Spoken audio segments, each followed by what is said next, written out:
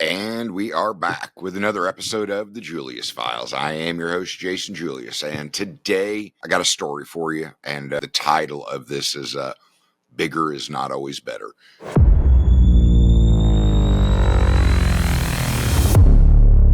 If you're watching on YouTube, let me know in the comments what you think of it, and please hit that subscribe button.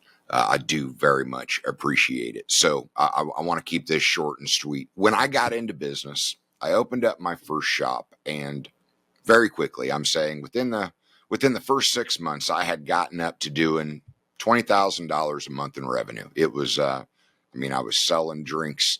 The ramp up honestly went pretty smoothly. I mean, to start off with, first day $75 worth of revenue. I don't know, second or third day, I think we hit 150 before it dropped down, and then I started getting out into the public and doing some advertising and encouraging people to come check us out. And before you knew it, we were $500, $600, $700 a day. That's not what I'm getting at. I mean, doing $20,000 a month as a startup was a respectable amount of revenue, and if managed right, it produced a tidy little profit. But very quickly, over the year, it was people would hear about coffee junkies and all these great things about coffee junkies, and then they would pull up into our little 400 square foot building, and the reaction was, "That's it." They were not for the word of mouth and all of the great things that they were hearing. They were not expecting to pull up and see a little shack that was producing all of these amazing drinks and great reviews. So I very quickly started feeling that need for legitimacy. And when I say legitimacy as a brick and mortar business, I mean, if they're not taking you serious at 400 square foot, well, obviously I just need to move into a bigger facility.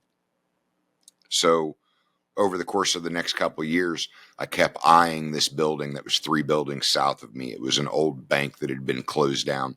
And they finally put the bank up for a closed bid auction. I jumped at the chance. I could not wait. It was my shot at legitimacy. It was moving from a 400 square foot building into a 3,000 square foot building. All of these little visions in my head of being able to have inside dining and a salad bar and quite honestly, making everything more complicated. I couldn't wait because, again, it was same size as other food and beverage businesses, and I wanted that legitimacy. I felt like for whatever need that I needed the bigger building in order to be able to be taken seriously. So we bought the building in a closed bid auction. We gutted it and rebuilt it and turned a bank into a coffee shop and what was at that time an eatery or a deli. I had not created Pizza Junkies yet. But the point is, where I get to say bigger isn't always better, is that when we opened up, I very quickly, my revenue went to $30,000, $35,000, $40,000 a month. So me being an unseasoned entrepreneur, I'm like, great, like, my revenue is climbing. I just doubled my revenue. Here's the problem.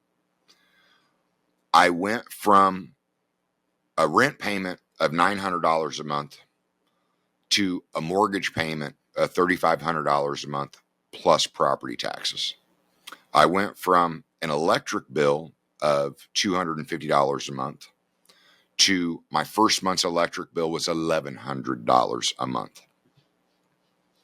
I went from employment that I had control of at a small scale to massively overblown employees. And in short, while my revenue doubled, my overhead quadrupled. I was not ready. In my search for legitimacy in the public, I was not ready to actually take on that overhead. I was not prepared for it. I had not thought about it. I did not take the time to put the extra money in the bank for those unforeseen things. I was unprepared for that type of growth, and it made the road 100 times harder. And when you're in entrepreneurship and 99 out of 100 fail in the first 10 years, you don't need to be doing things that you are being your own worst enemy. You are putting your own obstacles in your own path. And I'm not saying people shouldn't grow, because I've had that conversation with somebody that I have been coaching. It's in our blood. We take risks differently, or we assess risk differently.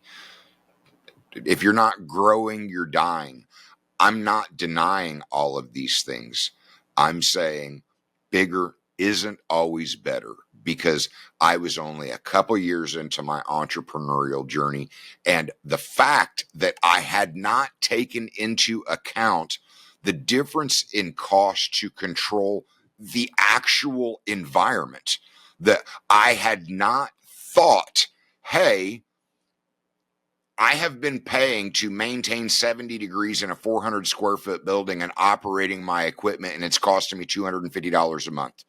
What is that cost going to look like if I double the amount of equipment and move into a 3,000 square foot facility and have to maintain 70-degree temperature in that building? If you're not thinking in those terms, you are not ready for that kind of growth. And I'm not saying that there's not a place that you shouldn't get started. I'm just simply saying bigger isn't always better. Over time, these moves have progressively paid off, but it was about when I was ready and what I was taking into consideration. It was honestly, I cared more about what other people thought, because I was fine with the 400 square foot building until people put it in my ear that other people were having a hard time buying into the hype of all of the great reviews that were coming out of our business, and then pulling in and having a hard time understanding how all of this great word of mouth could be coming out of this little 400 square foot shack. I let other people affect me, most likely affect my ego, and I decided to do something about it that had nothing to do with making a proper business decision and making sure that I was in a position ready to take on a new set of parameters to, in essence, double down on the risk that I was taking every day with a brand new business. Bigger isn't always better. I mean, when you've got something and it's doing well, then make it do well. Like, focus on making what you've got the best it can be. Focus on optimizing, perfecting, systemizing. Focus on doing everything you can to cash flow, to get the most money in the bank, and make sure that before you go for bigger and better, that you are financially and monetarily prepared for that risk, and that you have thought about all of the different aspects that can be affecting all of your costs. Because I didn't. And that's part of the entrepreneur in me.